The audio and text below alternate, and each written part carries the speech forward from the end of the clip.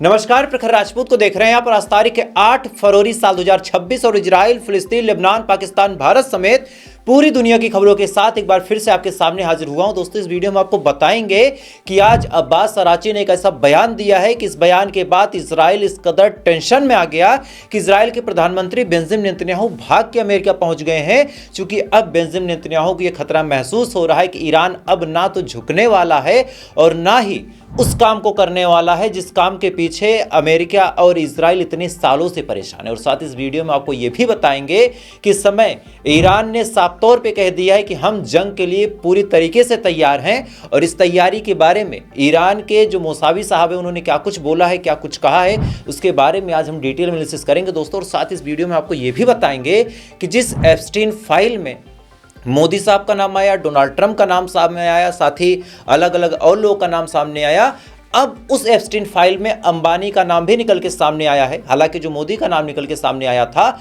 वो तो केवल नाच गाने का था, लेकिन अंबानी का नाम जो निकल के सामने आया उसमें बाकायदा लड़कियों की सप्लाई की बात हो रही। यानी अंबानी की काले करतूतों का कच्चा चिट्ठा आज आपके सामने इसी चैनल पर मैं खोलूंगा। यानी यकीन मानिए दोस्तों, आज की जो खबर होगी बहुत ज़्यादा अहम होगी, बहुत ज़्यादा इंपॉर्टेंट होगी। इस वजह से वीडियो को लास्ट तक जरूर देखिएगा। चैनल पर नए हैं तो वीडियो को लाइक करके, चैनल को सब्सक्राइब करके अपना प्यार जरूर दीजिएगा। और साथ ही इस वीडियो को आप कहां से देख रहे हैं कमेंट करके बताइएगा। और साथ ही ईरान और अमेरिका में से आपको किसके ऊपर भरोसा है वो भी कमेंट करके बताइएगा। तब तक एक एक करके मैं आपको खबरें बताता हूं। और सबसे पहली खबर मैं आपको ईरान की बताऊंगा। पिछले 5 दिनों से एक खबर मैं आपको 5 मरतबा बता चुका हूं, और वो खबर थी कि अमेरिका ने कौन सी 3 शर्तें ईरान के सामने रखी सीज फायर को लेके, या फिर यूं कहा जाए तो जो ये जंग जैसे माहौल है उसको लेके। पहली शर्त न्यूक्लियर की थी, दूसरी बैलिस्टिक मिसाइल की थी, तीसरा जो प्रॉक्सी वार लड़ रहा है ईरान उसके बारे में भी थी। शुरुआत में सबसे पहले बैलिस्टिक मिसाइल के बारे में ईरान ने कहा कि हम बैलिस्टिक मिसाइल प्रोग्रामिंग नहीं रोकेंगे। फिर बाद में पता चला कि जो न्यूक्लियर का मामला है वहां भी ईरान ने कुछ बयान दिया, जो भी है आपको बताऊंगा। लेकिन शुरुआत से लेकर आज तक जो प्रॉक्सी वार है उसके बारे में ईरान ने कुछ भी नहीं कहा था कि हम रोकेंगे या फिर करेंगे, क्या कुछ होगा। लेकिन फाइनली आज जो अब्बास अराची साहब हैं, जो ईरान के फॉरेन मिनिस्टर हैं, उन्होंने पहली बार बयान दिया। दरअसल पूरी कहानी क्या है मैं आपको डिटेल बताता हूँ। कहानी ये है कि इस समय अब्बास अराची साहब कतर के दोहा गए हुए हैं। अब जैसे ही अब्बास अराची साहब कतर के दोहा पहुँचते हैं, एक बड़ा ही मशहूर न्यूज़ चैनल है जिसका नाम है अल जजीरा। अल जजीरा अब्बास अराची साहब का इंटरव्यू कंडक्ट करता है और पूछता है कि साहब एक बात बताइए, ईरान के ऊपर अमेरिका ने इतना भयानक प्रेशर बनाया है और साथ ही जंग जैसी स्थिति है, तो क्या आप अमेरिका की तीनों शर्तों को मानेंगे? अच्छा, तीनों नहीं मानेंगे तो कौन सी मानेंगे? तो इसके बारे में अब्बास अराची ने जो कुछ कहा अब मैं आपको बताता हूँ। पहला तो न्यूक्लियर के मामले में अब्बास अराची ने बड़े साफ तौर पे कहा कि मैं वहाँ पे नहीं बोल पाया, चूँकि जो मेरे सीनियर हैं जैसे सुप्रीम लीडर हो गए, पेजेश्कियान साहब हो गए, उनसे मुझे उतना इनपुट नहीं था। इस वजह से मैं छोटी मुंह बड़ी बात नहीं करना चाहता था। लेकिन अब इनपुट क्लियर है कि हम अपने न्यूक्लियर प्रोग्राम पे भी कोई कॉम्प्रोमाइज़ नहीं करेंगे। हमें अपने जितने भी न्यूक्लियर रिएक्टर हैं, न्यूक्लियर वेपन नहीं, जितने न्यूक्लियर रिएक्टर हैं उनको बनाने के लिए जितना यूरेनियम चाहिए उतना हम इनरिच करेंगे, भले ही अमेरिका खुश रहे या नाराज रहे। पहली बात तो ये बोल दी। दूसरा, रही बात बैलिस्टिक मिसाइल की, तो इस पे अब्बास अराची साहब का कहना है कि बैलिस्टिक मिसाइल हमारा राइट टू डिफेंस है और ऐसे मामले में किसी भी देश से बातचीत का तो सवाल ही नहीं पैदा होता। यानी जो हमारा खुर्रम शहर है, चाहे हमारा खुर्रम शहर 4 हो, चाहे हमारा जो अलग अलग और मिसाइलों का जखीरा है, जो high range high speed ballistic missiles हैं, उन पे हम किसी तरह की कोई कॉम्प्रोमाइज़ ना करने को तैयार थे, ना ही हम करने को तैयार हैं। अब सुनिए सबसे आखिरी और सबसे अहम बात कि प्रॉक्सी वार के बारे में क्या कुछ कहा ईरान ने। दरअसल डोनाल्ड ट्रंप का कहना था कि इजराइल के इर्द गिर्द जितनी तुम्हारी प्रॉक्सीज़ हैं, चाहे वो हमास हो चाहे हिजबुल्ला हो, उनसे कनेक्शन आपको काटना होगा और साथ ही उनके लिए कोई भी मदद नहीं भेजनी होगी। अब आमतौर पे कोई भी देश होता तो कहता कि यार फिलिस्तीन तो हमारा अपना मामला है नहीं, जैसे हमारा अपना एक देश है वैसे फिलिस्तीन भी कभी कोई देश था, उनका मामला वो लड़े, उसके लिए हम अमेरिका से भिड़ने को क्यों तैयार हो जाएं? 99% देश ये काम कर देते। लेकिन जो ईरान है उसने बड़े साफ तौर पे कहा कि फिलिस्तीन का मुद्दा हमारा अपना मुद्दा है और फिलिस्तीन की आज़ादी तक हम फिलिस्तीन के साथ खड़े हैं। तो ये हमास को सपोर्ट करना बंद करना, हिजबुल्लाह को सपोर्ट करना बंद करना, इसका तो सवाल ही नहीं पैदा होता। हम कयामत तक हमास और हिजबुल्लाह के साथ खड़े हैं, भले ही अमेरिका हमारे ऊपर हमला कर दे या चाहे जो कर दे।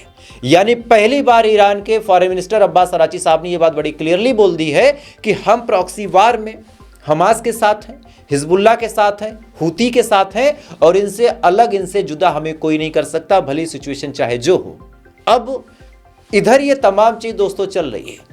इधर जो ईरान के जनरल है मुसावी साहब, इन्होंने बड़ा बयान देते हुए कहा कि भले ही बातचीत हो रही हो, भले ही बड़े मीठे मीठे जुमले अमेरिका द्वारा परोसे जा रहे हैं, लेकिन इस बात को ध्यान रखा जाना चाहिए कि हमें अमेरिका पे बिल्कुल भी भरोसा नहीं है। और सेम चीज़ आयतुल्लाह खामनेई ने भी बोला था कि हमें अमेरिका पे बिल्कुल भी भरोसा नहीं है और अमेरिका के ऊपर एतबार करने से अच्छा हम शैतान के ऊपर एतबार कर लें। इस वजह से हम जंग के लिए हमेशा ही तैयार हैं। यानी लगातार जो ईरान है अपने मिसाइल प्रोडक्शन को जारी कर रहा है, लगातार अपने डिफेंस सेक्टर को मजबूत कर रहा है और साथ ही लगातार हर वो काम कर रहा है जिससे आने वाले अमेरिकी खतरे से निपटा जा सके। अब ये तमाम बात जब अब्बास अराची ने कतर के दोहा में बैठ के अल जजीरा के इंटरव्यू में बोली, ये बयान नेतन्याहू तक भी पहुंचा। और जब नेतन्याहू तक ये बयान पहुंचा दोस्तों, नेतन्याहू इस कदर डिस्टर्ब हो गया कि फ़ौरन उसने एक मीटिंग अरेंज की है डोनाल्ड ट्रंप के साथ और 1 या 2 दिन में वो डोनाल्ड ट्रंप से मीटिंग करने के लिए वाशिंगटन जाएगा। और मीटिंग का मुद्दा क्या होगा?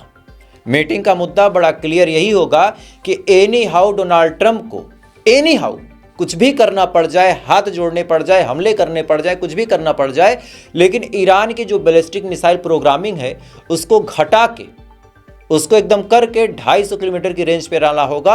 और ऐसा काम डोनाल्ड ट्रंप को करना पड़ेगा। ऐसा दबाव नेतन्याहू बनाने के लिए इजराइल से अमेरिका जाने वाला है। 2-4-6 दिन में वो पहुंच जाएगा और उसके बाद जो सूरत हाल होंगी वो देखने लायक होंगे। क्योंकि जब इजराइल का प्रधानमंत्री डोनाल्ड ट्रंप से मिलेगा, ब्लैकमेल करेगा, तो ऐसे हाल में ट्रंप के सुर अपने आप बदलने वाले हैं। इस बात को आप डिटेल में समझ लीजिएगा। खैर दोस्तों, इधर ये तमाम चीज चल रही है, लेकिन इसके अलग पूरी दुनिया में एप्स्टीन फाइल ने बवाल मचा दिया है। पूरी दुनिया में बड़े बड़े लोग इस्तीफा दे रहे हैं, किसी को उसके घर से निकाला जा रहा है। लेकिन ये भी इसी एप्स्टीन फाइल में मोदी का जब नाम निकल के सामने आया तो फौरन जो रूलिंग पार्टी के लोग हैं, जो उनके प्रवक्ता हैं, उन्होंने कहना शुरू कर दिया कि भाई साहब, इस मीटिंग में जिसका जिक्र हुआ था, दरअसल वो एप्स्टीन फाइल में कहा गया था कि जो जेरिफ एप्स्टीन है उसके कहने पे मोदी साहब इजराइल गए हुए थे साल 2017 में और ट्रंप के कहने पे वहाँ पे मोदी साहब नाच गा रहे थे। अब ये बात बोली गई, इस पे हमारे लोगों का कहना है कि भाई साहब, ये पहली बात तो ईमेल फर्जी है। अच्छा, दूसरी बात इसमें ये थी कि ट्रंप कहने पे मोदी गए, तो इसको तो हर आदमी जानता है कि ट्रंप की हर बात मोदी साहब सुनते हैं, तो किसी ने भी इस चीज़ को तवज्जो नहीं दी कि यार ठीक है, इतनी चीज़ें चलती रहती हैं भाई, एक ताकतवर देश है अमेरिका, अगर वो दबाव बनाएगा तो भारत को मानना पड़ेगा। लेकिन अब सुनिए खबर क्या है। खबर ये है कि अनिल अंबानी, मुकेश अंबानी के भाई अनिल अंबानी, ये लगातार साल 2014, 15, 16, 17 में जेफरी एप्स्टीन के संपर्क में थे और इन्होंने जो जो डिमांड की, वो डिमांड इतनी शर्मनाक है कि सारी बातें मैं आपको नहीं बता सकता, क्योंकि अगर ये बातें मैं बता दूंगा तो कई सारी बच्चियां जो उसमें नाबालिग थी और आज भी उनकी उम्र ज़्यादा नहीं 18-19 साल होगी, उनकी इज्जत की धज्जियां उड़ जाएंगी और ये कानूनन जुर्म है। दैट्स वाई नहीं कर सकता। लेकिन हाँ, मेन कॉन्टेक्स्ट आपको बता देता हूं कि जेफरी एप्स्टीन के साथ अनिल अंबानी की कुछ चैट्स लीक हुई हैं और इन चैटों में पहला मैसेज क्या है कि मैं आऊंगा तो मुझे किस तरह की लड़की मिलेगी। ये अनिल अंबानी साहब बोलते हैं जेफरी से कि मैं आऊंगा तो मुझे किस तरह की लड़की मिलेगी।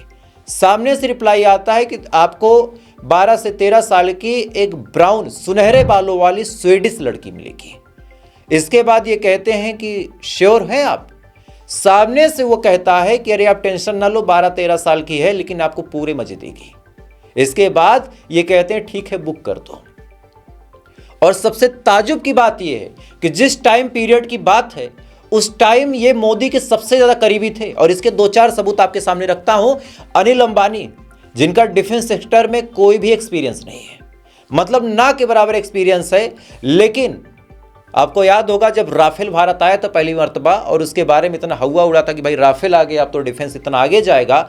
उस राफेल के मेंटेनेंस का ठेका, उस राफेल के मेंटेनेंस का टेंडर पता है किसको मिला था? अनिल अंबानी को, जिनको डिफेंस के फील्ड में जीरो नॉलेज थी।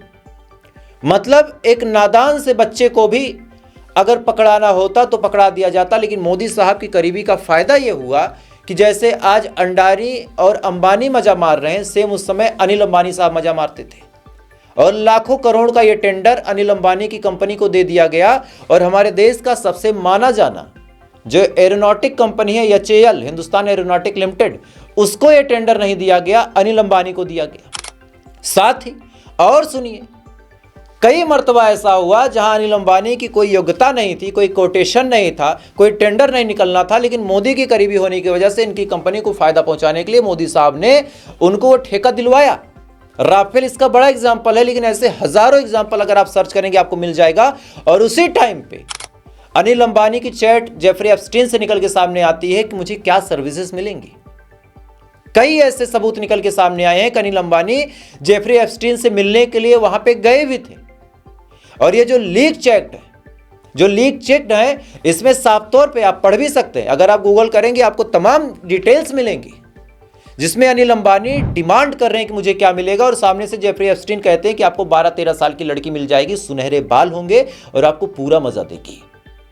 यानी इस लेवल की दरिंदगी भरा काम हमारे देश के बड़े बड़े लोग कर रहे थे। और ऐसा नहीं कि अनिल अंबानी है, लिस्ट निकालेंगे तो मोदी के कम से कम 20 करीबी ऐसे हैं जो वहां पे शामिल थे। हालांकि सबसे बड़ी अफसोसनाक बात दोस्तों ये है कि विपक्ष इस मुद्दे को सही से उठा भी नहीं पा रहा। अच्छा, बेचारी की मजबूरी है कि विपक्ष उठाएगा कैसे। मीडिया है कि विपक्ष की बातें रखने को तैयार नहीं, पार्लियामेंट में मोदी साहब आते नहीं, तो आखिर विपक्ष उठाएगा कहां से। मुझे लगा कि इस बात को आपके सामने रखा जाए और हमारे देश में चल क्या रहा है आज इसकी गंभीरता को भी आपको समझना पड़ेगा। बीजेपी के ही नेता है सुब्रमण्यम स्वामी, इनका इंटरव्यू मैं आपको दिखाऊंगा। इन्होंने साफ तौर पे कहा कि मोदी की इतनी मोटी फाइल डोनाल्ड ट्रंप के पास और चाइना के पास जमा, इस वजह से डोनाल्ड ट्रंप और चाइना जो भी चाहता है मोदी को करना पड़ता है। और ये बात मैं नहीं बोल रहा हूं, ये बात सुब्रमण्यम स्वामी बोल रहे हैं। और क्या कुछ कहा है आप वीडियो में सुन लें। वहां से क्यों नहीं आपत्ति आती है, वहां क्या लालच है? क्योंकि इसके बारे में उनके पास इतने बड़ी दस्तावेज है। चाइना के पास, आप कह रहे हैं अमेरिका के पास भी डॉक्यूमेंट्स हैं, चाइना के पास भी। इसीलिए दोनों के सामने कुछ नहीं बोल सकता। कहता युद्ध विराम, हाँ भाई युद्ध विराम, दोनों बैठो, बैठ गए। क्या बैठना पाकिस्तान के साथ, हम तो अपने को चाइना और अमेरिका के संबंध समझते थे। इस वीडियो में दोस्तों आप साफ तौर पे सुन सकते हैं कि किस हिसाब से इनके ही पार्टी के लोग इनके ऊपर आरोप लगा रहे हैं कि इनकी इतनी मोटी फाइल इस समय कहां है, ट्रंप के पास है और चाइना के पास है। इसी वजह से चाइना जो बोलेगा, सरेंडर करने को बोलेगा, सीजफायर करने को बोलेगा, मोदी को मानना पड़ेगा। ट्रंप जो बोलेगा कि रसिया से तेल ना लो, ट्रंप अगर कहेगा हमसे ट्रेड डील करो, मोदी को मानना पड़ेगा। एप्स्टीन फाइल जैसी न जाने कितनी फाइलें हैं इन महाशय के हिसाब से, जो सुब्रमण्यम स्वामी इनके हिसाब से मोदी साहब की जमा है। और ये बात मैं नहीं बोल रहा हूं, ये बात इन्हीं के लोग बोल रहे हैं। अब सुनिए, हमारे देश में हिंदू मुस्लिम की इतनी गंदी राजनीति चल रही है कि आज असम के मुख्यमंत्री हेमंता बिस्वा शर्मा, सोचिए संवैधानिक पद पे बैठा हुआ इंसान एक वीडियो रिलीज करता है जिसमें वो गोली मारते हुए दिखाई देता है। अपनी शूटिंग रेंज का वीडियो शूट करता है और उसमें वो दिखाता है कि वो मुसलमानों को गोली मार रहा है। वीडियो आपको स्क्रीन पे मैं दिखाऊंगा, पहले आप वीडियो देखें फिर कुछ बोलता हूं।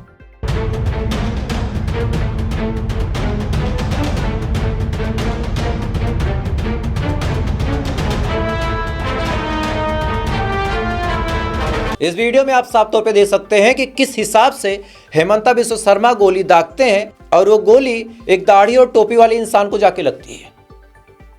इस वीडियो ने भी बवाल मचाया हुआ है और ये एक प्रदेश का मुख्यमंत्री कर रहा है। और यही वही हेमंता बिस्वा शर्मा जो साल 2014 में मोदी के ऊपर आरोप लगाते हुए कहते थे कि मोदी तो हिंदू मुस्लिम करके चुनाव जीता है, गुजरात की नालियों में मुसलमानों का खून बहा है, तब जाके मोदी कुर्सी पे है। और अब सेम काम ये मोदी के साथ मिलकर कर रहे हैं, सेम काम। ये वही हेमंता बिस्वा शर्मा है जिन्होंने कहा था कि मुसलमान मियाँ अगर 4 रुपए मांगे तो उसको 3 दो, 5 मांगे 4 दो, जितना परेशान कर सकते हो उतना परेशान करो। ये इनका बयान था और उसके रुझान भी आए थे। मुसलमानों को असम में परेशान किया गया था। और ऐसा नहीं कि केवल असम का मामला है, मैं आपको उत्तर प्रदेश के मथुरा का एक मामला बताता हूं। एक टीचर है जिनका नाम है जान मोहम्मद, इनके ऊपर आरोप लगा कि ये भाई साहब स्कूल में कलमा पढ़ाते हैं, राष्ट्रगान नहीं करवाते, नमाज करवाते हैं। कंप्लेन हो गई और जैसे ही कंप्लेन हुई जो बेसिक शिक्षा अधिकारी महोदया हैं उन्होंने फौरन इनको सस्पेंड कर दिया। लेकिन इसी उत्तर प्रदेश में हिंदू मुस्लिम भाईचारे के ऐसी सबूत आपको दिखाऊंगा कि आपका सीना गर्व से चौड़ा हो जाएगा। जितने हिंदू मौजूद थे उस गांव में, जितने बच्चे हिंदुओं के पढ़ रहे थे, वो सब सड़क पे आ गए, धरना देने लगे, प्रदर्शन करने लगे कि अपने जान मोहम्मद चाचा को हम नहीं जाने देंगे। मजबूर होकर जो बेसिक शिक्षा अधिकारी थी उनका जो टर्मिनेशन लेटर था उसको रिवोक करना पड़ा और इनको दोबारा नौकरी पे रखना पड़ा। क्या कुछ कहा है आप खुद सुने एक बार। जी, जान मोहम्मद के ऊपर कुछ गंभीर आरोप थे कि वो स्कूल में नमाज पढ़ाते हैं बच्चों को और राष्ट्रगान नहीं करते हैं, हिंदू देवी देवताओं का अपमान करते हैं, ऐसे कुछ आरोप थे जो प्रथम दृष्टया गंभीर मालूम हुए, तो मैंने उनको सस्पेंड किया था। लेकिन जब रिपोर्ट ये आने लगी कि नहीं उन पर कोई किसी भी प्रकार का जो दोष लगाया गया है वो सिद्ध नहीं हो रहा है, तो मैंने त्वरित जांच करते हुए 3 दिन के अंदर रिपोर्ट मांग के उनकी कल बहाली भी कर दी है। इस वीडियो में दोस्तों आप साफ तौर पे सुन सकते हैं कि किस हिसाब से जान मोहम्मद के ऊपर कार्रवाई हुई। वो तो अच्छा है कि हिंदू मुस्लिम भाईचारा जिंदा था, हिंदू सड़क पे आए तो जान मोहम्मद की नौकरी बच गई, नहीं तो क्या होता, नौकरी जाती। और जब नौकरी जाती तो मन में एक नफरत पैदा होती जान मोहम्मद के कि देखिए इस देश के लिए मैंने इतना कुछ किया, मैंने इस देश में बच्चों को पढ़ाना शुरू किया और आज मुझे नौकरी से निकाल दिया गया। तो क्या ऐसा इंसान देश से प्यार कर पाएगा, सिस्टम से प्यार कर पाएगा? नहीं। और यही चीज फिर देश को तोड़ती है। खैर, तो फिलहाल अभी के लिए बस इतना ही दोस्तों, बाकी थोड़ी देर बाद आपसे फिर मुलाकात होगी ऐसी किसी खबर के साथ। तब तक आप अच्छे रहें, खुश रहें, अपना ख्याल रखें, अपने देश का ख्याल रखें। और चैनल पे अगर आप नए हैं तो सब्सक्राइब बटन जरूर दबा लें ताकि जब भी मैं वीडियो लाऊं सबसे पहले उस वीडियो को आप देखें। बाकी थोड़ी देर बाद फिर मुलाकात होगी ऐसी किसी खबर के साथ। तब तक आप अच्छे रहिए, खुश रहिए, अपना ख्याल रखिए, अपने देश का ख्याल रखिए। जय हिंद, ऊपर वाला आपकी हिफाजत।